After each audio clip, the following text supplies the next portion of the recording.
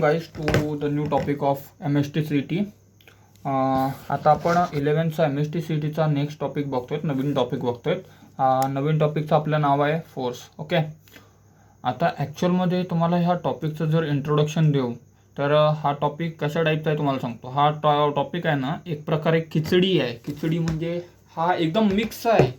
हा सगळ्या टॉपिकचा एकदम मिक्सचर आहे. ठीक आहे, याच्यामध्ये सगळं काही आहे. सगळ्या खूप साऱ्या कॉन्सेप्ट आहेत त्याच्यात. जसं की फोर्समध्ये तुम्हाला NLM स्टडी करायचा आहे. NLM म्हणजे काय? Newton laws of motion. ठीक आहे, कोलिजन स्टडी करायचं आहे. ओके, त्याचप्रमाणे फोर्सेसचे सगळे टाईप येतील. इलेक्ट्रोस्टॅटिक, ग्रॅव्हिटेशनल फोर्सेसवरती पण स्पेशल स्टडी करायची आहे याच्यामध्ये. ठीक आहे, असे खूप सारे पॉईंट आहेत. ओके, असे खूप सारे पॉईंट आहेत जे आपल्याला फोर्सेसमध्ये स्टडी करायचं. फ्रिक्शनल फोर्स झाला, नॉर्मल फोर्स झाला. बट जरी फ्रिक्शनल फोर्स जरी झाला तरी फ्रिक्शनल फोर्स आपण ऑलरेडी स्टडी केलेला आहे. ठीक आहे, फ्रिक्शनल फोर्स हा एक टॉपिक आपला शिकून झालेला आहे. ओके, आपला एक टॉपिक होता friction in solid and liquid करून, त्याच्यामध्ये मी फ्रिक्शन डिटेलमध्ये घेतलेला आहे.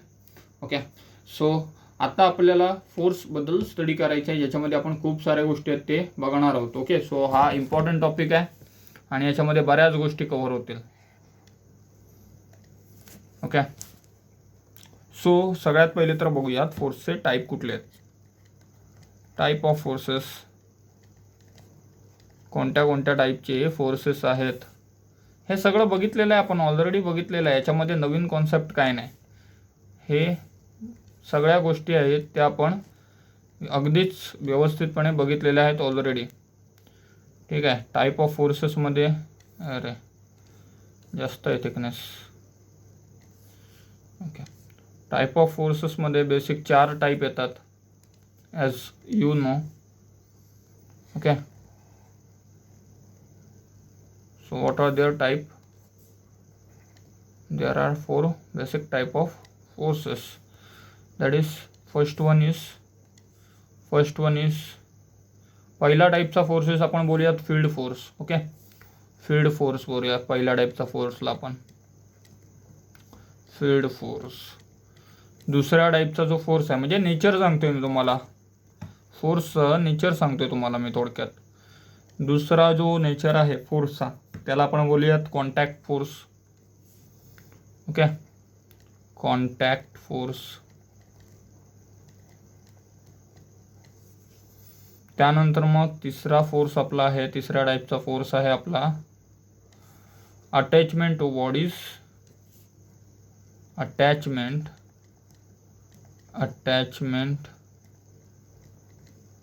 Two bodies. And the last but not the least is शेवटचा टाईप आहे तो म्हणजे spring force. Okay, spring force.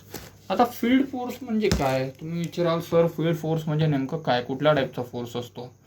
Field force म्हणजे त्या फोर्सची एक स्वतःची एक वेगळी फील्ड असते. ठीक आहे, तो त्या फील्डमध्ये म्हणजे तेवढ्या लिमिटमध्ये ॲक्ट करेल. फील्ड फोर्स म्हणजे असे फोर्सेस जे आपल्याला बाहेरून ॲक्ट करतात, ज्याच्यावरती आपला कंट्रोल नसतो, बट तो फोर्स आपल्यावरती ॲक्ट करतो. ठीक आहे, जसं की तुम्हाला मी सांगतो फील्ड फोर्समध्ये काय येईल, ग्रॅव्हिटेशनल फोर्स. ह्याच्यामध्ये फर्स्ट वन येतो ग्रॅव्हिटेशनल फोर्स. ओके,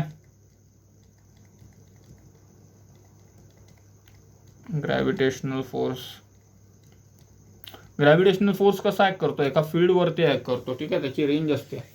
ॲक्च्युली त्याची खूप रेंज कशी असते ते पण सांगतो. त्याची लार्ज रेंज असते.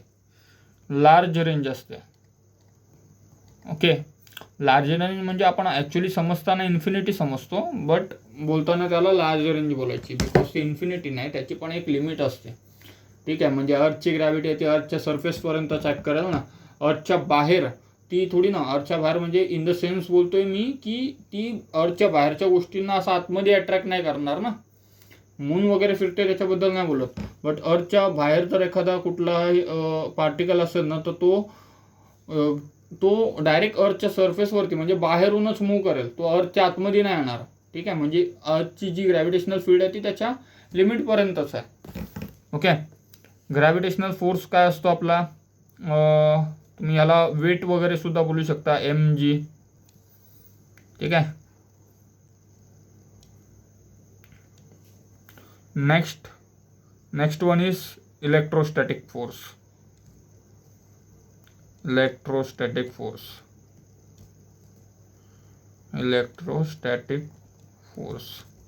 आता हा जो फोर्स आहे ना, हा कशावरती डिपेंड असतो, हा डिपेंड असतो चार्जेसवरती. म्हणजे पॉझिटिव्ह दोन चार्जेस असले तर त्यांच्यामध्ये कुठला फोर्स येईल, निगेटिव्ह चार्ज असले तर त्यांच्यामध्ये कोणता फोर्स डेव्हलप होईल, आणि निगेटिव्ह असले तर त्यांच्यामध्ये कोणता फोर्स डेव्हलप होईल. म्हणजे रिपल्सिव्ह आहे का अट्रॅक्टिव्ह आहे, त्या गोष्टी. आता ग्रॅव्हिटेशनल फोर्स बोललात तर हा नेहमी अट्रॅक्टिव्ह असतो. हा काय असतो, नेहमी अट्रॅक्टिव्ह असतो. But electrostatic is either attractive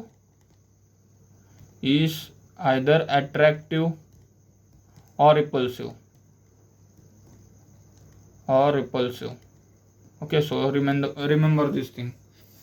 next force बघूयात आपण. नेक्स्ट आहे आपला contact force. Okay, contact force म्हणजे आता हे बघा, ग्रॅव्हिटेशनल फोर्स म्हणजे कसा, आता एखादा ऑब्जेक्ट हवेमध्ये आहे तर हवेमधनं पृथ्वीची सरफेस काय करेल, त्याला खाली खेचेल. मग हा कुठला फोर्स झाला, हा फील्ड फोर्स झाला, की ग्रॅव्हिटेशनल फील्ड आहे ती त्या ऑब्जेक्टवरती फोर्स लावते. आता कॉन्टॅक्ट फोर्स म्हणजे दोन सरफेस ॲक्च्युअलमध्ये कॉन्टॅक्टमध्ये आहेत. ओके, म्हणजे जसं की हा इथे टेबल आहे आपला. ओके, हा इथे असं टेबल ठेवलेला आहे आणि या टेबलवरती एक सपोज की बॉल वगैरे ठेवला आहे. तर आता हा जो बॉल आहे हा काय करेल, हा या टेबलच्या सरफेसवरती एक फोर्स अप्लाय करेल. तो म्हणजे कुठला फोर्स अप्लाय करेल, एकतर नॉर्मल थ्रस्ट अप्लाय करेल. ठीक आहे, अर्थची ग्रॅव्हिटी याला खाली खेचते पण तरी पण हा विथस्टँड आहे, म्हणजे टेबलने काय केलं, इथे नॉर्मल फोर्स अप्लाय केला आहे. सो इथे एक नॉर्मल फोर्स आपण अप्लाय केला आहे. आणि दुसरा फोर्स म्हणजे जर मी ह्याला बॉलला ढकलला इकडे तर मग इथे फ्रिक्शनल फोर्स एक डेव्हलप होईल. ओके, सो कॉन्टॅक्ट फोर्समध्ये दोन टाईपचे फोर्सेस आहेत. ओके, मी वेगळ्या कलरने लिहितो. पहिल्या टाईपचा फोर्स कुठला येतो कॉन्टॅक्टमध्ये, पहिल्या टाईपचा येतो नॉर्मल, आणि दुसऱ्या टाईपचा येतो फ्रिक्शनल.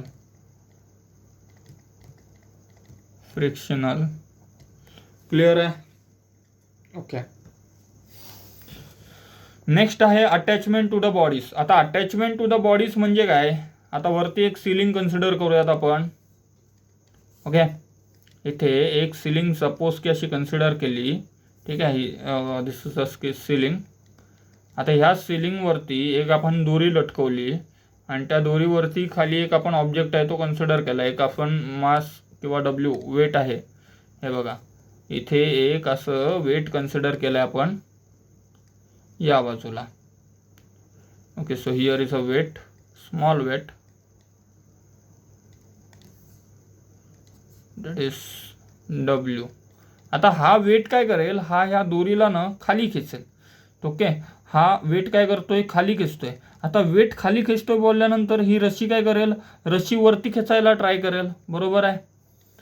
वेट ह्याला बघा कन्सिडर करा, इमॅजिनेशन करा, मी सांगतोय ते एक दोरी आहे आणि त्याला एक वजन आपण अटॅच केलं आहे. तो वजन काय बोलेल की मला खाली जायचं आहे, बट ॲक्च्युअलमध्ये तो खाली जातो का, खाली गेला असता तर रशी तुटली असते आपली.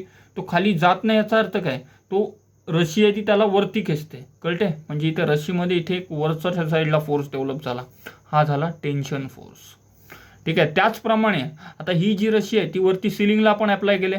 बरोबर आहे. आता वेट खाली खेचतोय, बरोबर आहे, आपला वेट ओके एक मिनिट, वेट खाली खेचतोय आणि ह्याला आपण सिलिंगवरती अप्लाय केला आहे. बरोबर आहे. आता वेट खाली खेचतोय तर तिथे सिलिंगवरती पण एक फोर्स लागतोय. बरोबर आहे, सिलिंग, नाही तर हा सिलिंग सकट खाली पडला असता ना. बरोबर आहे, तो वरतून एक फोर्स लागतोय सिलिंगचा, तर त्याला अपोज करण्यासाठी इथे डाऊनवर्ड फोर्स येतोय, आणि हा दोन्ही पण फोर्स कोणता आहे, हा टेन्शनचाच फोर्स आहे. So attachment to the bodies म्हणजे त्याला कशांतरी अटॅच केलं आहे, त्याला एका वायरनी किंवा एका दोरीनी अटॅच केलेला फोर्स असतो, त्याला अटॅचमेंट टू द बॉडीज झाला तो फोर्स. आणि नेक्स्ट आहे spring force. Okay, spring force म्हणजे नॉर्मल जो स्प्रिंगला आपण दाबून ठेवून जो फोर्स त्याच्यामध्ये जनरेट होत होतो, बट त्याच्याबद्दल आपल्याला काहीच तरी करायची नाही एवढी. ओके, फक्त तो टाईप आहे हे फक्त तुम्ही बघून घ्या. आता याच्यामध्ये जे मेन टाईप आहेत फील्ड, कॉन्टॅक्ट, अटॅचमेंट, ज्याच्यामध्ये ग्रॅव्हिटेशनल येतो, इलेक्ट्रोस्टॅटिक येतो, ह्या सगळ्यांची आपण स्टडी करूयात. ओके, सो आता आपण फंडामेंटल ऑफ फोर्सेस बघूयात. Okay, fundamental forces. ठीक आहे, so here fundamental of forces. आता फंडामेंटल फोर्सेस ना टोटल 4 असतात.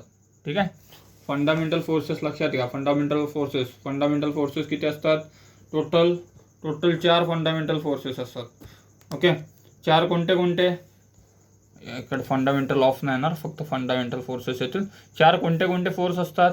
एक असतो ग्रॅव्हिटेशनल फोर्स, दुसरा म्हणजे इलेक्ट्रोस्टॅटिक फोर्स, दुसरा म्हणजे हे बघा, त्यांनी स्टार्टिंगलाच त्यांनी डिस्कवर काय केला होता की आपल्या ग्रॅव्हिटी एका फोर्सनी सगळ्या ऑब्जेक्टला खेचून धरते. म्हणजे तो कुठला फोर्स झाला? ग्रॅव्हिटेशनल फोर्स झाला. ओके, सेकंड वन फोर्स कुठला आहे? सेकंड वन, आता इथे ऑलरेडी त्यांना 2 फोर्सेस जाणवलेले, एक तर इलेक्ट्रिसिटीमध्ये असणारा फोर्स आणि दुसरा म्हणजे मॅग्नेटमध्ये असणारा फोर्स. त्यानंतर पुढे गेल्यावरती ह्या दोघांची एक डिस्कवरी केली त्यांनी. ठीक आहे, आणि ह्या दोघांचा मिळून एकच फोर्स कन्सिडर केला, ज्याला आपण बोलतो इलेक्ट्रोस्टॅटिक फोर्स. ओके, तिसरा फोर्स कोणता आहे? तिसरा फोर्स आता त्यांनी न्यूक्लिअरमध्ये काही फोर्सेस ऑब्झर्व केले. न्यूक्लिअरमध्ये 2 टाईपचे फोर्स असतात, एक तर स्ट्रॉंग न्यूक्लिअर फोर्स, दुसरा म्हणजे वीक न्यूक्लिअर फोर्स. सो हे जे 4 टोटल फोर्सेस आहेत त्यांना काय बोलतो आपण? Fundamental forces. ओके, सो याच्यामधला पहिला कोणता टाईप आहे? सो याच्यामधला पहिला जो टाईप आहे, ओके, तो कोणता आहे? Gravitational force. सो बघूयात जरा ग्रॅव्हिटेशनल फोर्समध्ये काय येतो. ग्रॅव्हिटेशनल फोर्स, मला सांगा ग्रॅव्हिटेशनल फोर्स हा कसा आहे? ग्रॅव्हिटेशनल फोर्स हा अट्रॅक्टिव्ह असतो. ओके, सो इथे लिहा अट्रॅक्टिव्ह इन नेचर. बरं, आता एक कन्सिडरेशन करा. ठीक आहे, इथे मी एक मीडियम कन्सिडर करतो. ओके, इथे बघा, सपोज की मी इथे एक मीडियम कन्सिडर केलेला आहे असा. ओके, आणि ह्या मीडियमच्या आतमध्ये मी सपोज की 2 ऑब्जेक्ट ठेवले. ह्या मीडियमच्या आतमध्ये सपोज की मी 2 ऑब्जेक्ट ठेवलेत. ओके, एक इथे असं ठेवलं आहे आणि दुसरा ऑब्जेक्ट ठेवला आहे या बाजूला.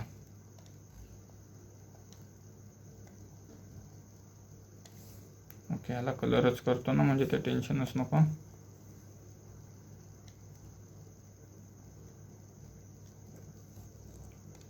सेम हिअर, इकडे पण.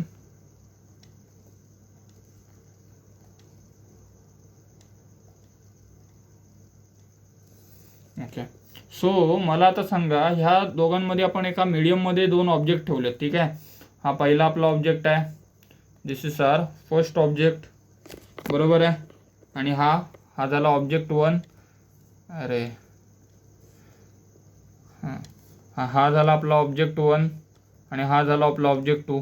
आता ह्या दोघांच्या फोर्स ऑफ अट्रॅक्शनमध्ये काय फरक पडेल का? नाही फरक पडणार. म्हणजे जर आपण इथे मीडियम वगैरे कुठला बदलला, जर पाण्यामध्ये घेतला, जर हवेमध्ये घेतला किंवा कुठल्या दुसऱ्या मीडियममध्ये घेतला, तरी त्याचा जो नेचर आहे तो बदलणार नाही. म्हणजेच याला आपण काय बोलू शकतो? आपण बोलू शकतो force between two object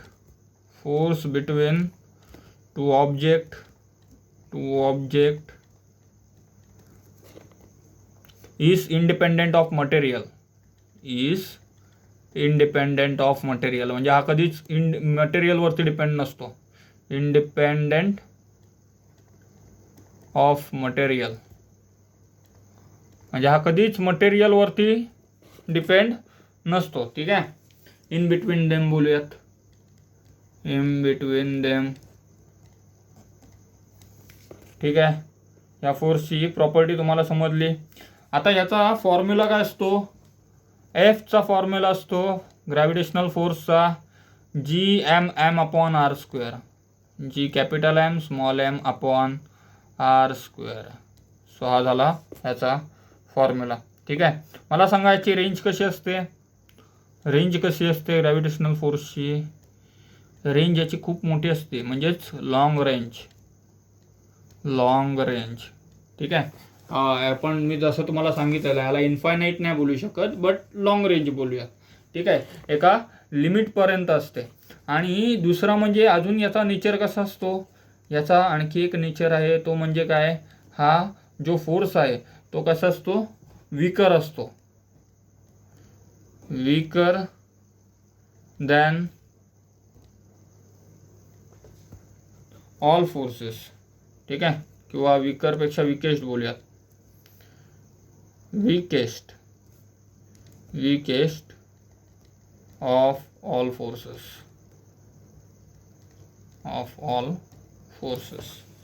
gravitational force बद्दल तुम्हाला समजलं. ओके. सेम आता नेक्स्ट फोर्स बघूयात. पुढचा फोर्स आपण जसं की घेतोय इलेक्ट्रोमॅग्नेटिक फोर्स. ओके. सेकंड वाला आपला मगाशी तुम्हाला मी कोणता वेगळा सांगितलेला होता फोर्स, इलेक्ट्रोमॅग्नेटिक फोर्स. बरोबर आहे. इलेक्ट्रिसिटी आणि मॅग्नेट या दोघांचा मिक्सचर केलाय ना, मग तो फोर्स बनेल आपला electromagnetic force. So second force लिहून घ्या. सेकंड फोर्स आहे आपला electromagnetic force. Okay. So second one is what, electromagnetic force. Electromagnetic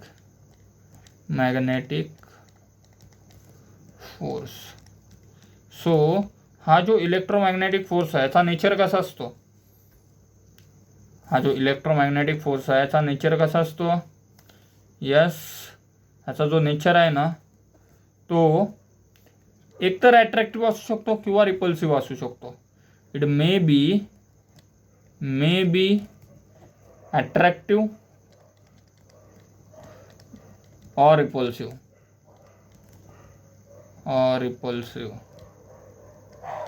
म्हणजे हा एकतर गोष्टींना अट्रॅक्ट करू शकतो किंवा त्याला रिपल करू शकतो.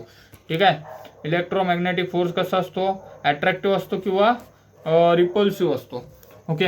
रेंज बघायला गेलो याची इलेक्ट्रोमॅग्नेटिक फोर्सची तर खूप लॉंग रेंज असते याची, पण लांबवरून गोष्टींना खेचून धरतो. ठीक आहे. अजून याची जर प्रॉपर्टी बघायला गेलो तर आपल्याला काय समजेल की हा जो फोर्स आहे हा स्ट्रॉंगर दॅन हा ग्रॅव्हिटेशनल फोर्सपेक्षा स्ट्रॉंग आहे. ओके. हा ग्रॅव्हिटेशनल फोर्सपेक्षा स्ट्रॉंग आहे. Gravitational force stronger than gravitational force and weaker nuclear force. दोन फोर्सपेक्षा हा कसा आहे, स्ट्रॉंगर आहे. आणि चौथा पॉईंट काय येईल याच्यात. चौथा पॉईंट येईल आता हा ग्रॅव्हिटेशनल फोर्स आणि वीकर न्यूक्लिअर फोर्सपेक्षा जास्त आहे, बट स्ट्रॉंगर न्यूक्लिअर फोर्सपेक्षा वीक आहे. इथे तुम्ही लिहू शकता weaker than stronger nuclear force किंवा स्ट्रॉंग न्यूक्लिअर फोर्स.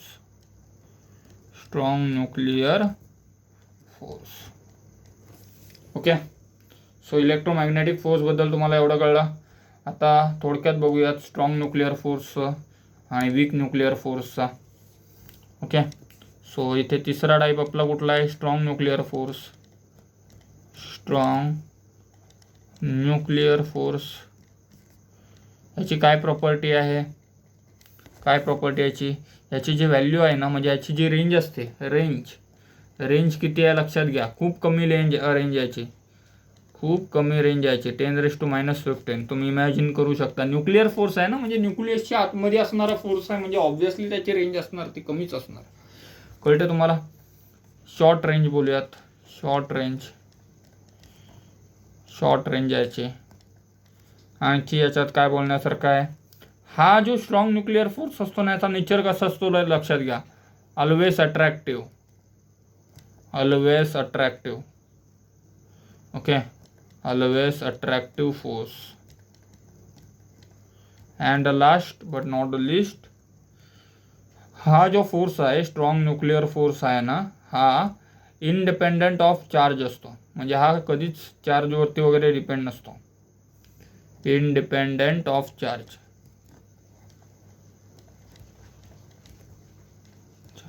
आता मी तुम्हाला जेवढी थेअरी देतो ना ही तुम्हाला MCQजना वगैरे विचारू सुद्धा शकतात, ठीक आहे. त्यामुळे जेवढी थेअरी जी सांगितलेली आहे व्यवस्थितपणे करा, ठीक आहे.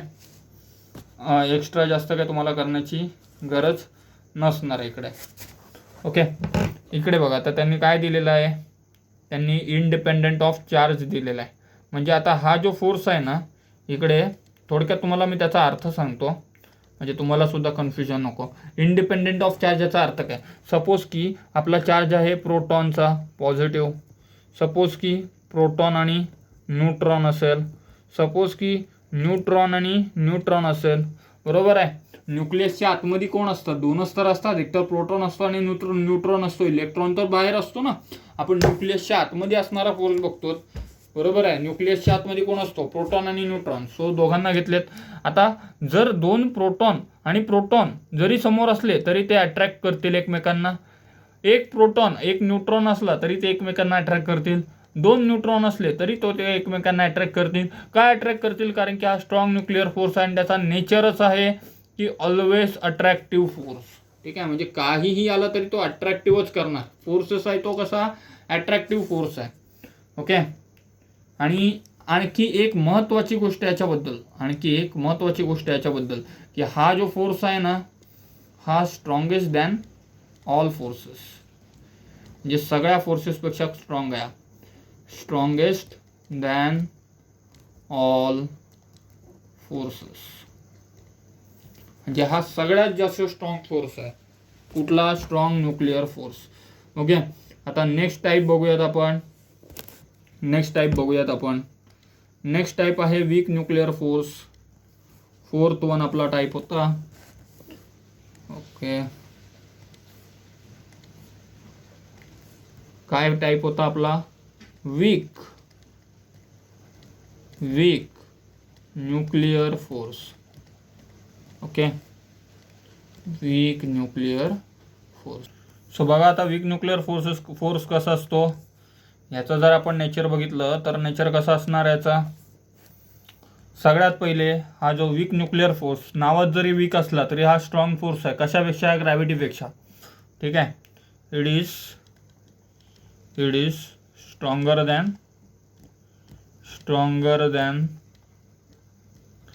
Gravitational force. या सगळ्या कॉन्सेप्ट बघितलेल्या आहेत आपण ऑलरेडी, ठीक आहे. It is stronger than gravitational force. Then what is second one property, म्हणजे याची रेंज बघा. रेंज किती आहे याची, रेंज ह्याची कमी आहे किती, 10⁻⁻18 मीटर, ठीक आहे. कुठे यूज होतो हा फोर्स, रेडिओ ॲक्टिव्हिटीमध्ये यूज होतो, ठीक आहे. रेडिओ ॲक्टिव्हिटीमध्ये हा फोर्स आहे तो यूज होतो. नेक्स्ट आपण याचा जर बघायला गेलो तर बरं ठीक आहे, बऱ्यापैकी तर आपण पॉईंट्स घेतलेले आहेत, ठीक आहे. हा जो फोर्स आहे हा ग्रॅव्हिटेशनल फोर्सपेक्षा स्ट्रॉंग आहे. एवढी गोष्ट आहे, ही जी मेन गोष्ट आहे ती तुम्ही लक्षात ठेवा. ओके, सो आता नेक्स्ट कॉन्सेप्ट घेऊयात आपण. ओके, सो आता नेक्स्ट कॉन्सेप्ट बघतोत आपण.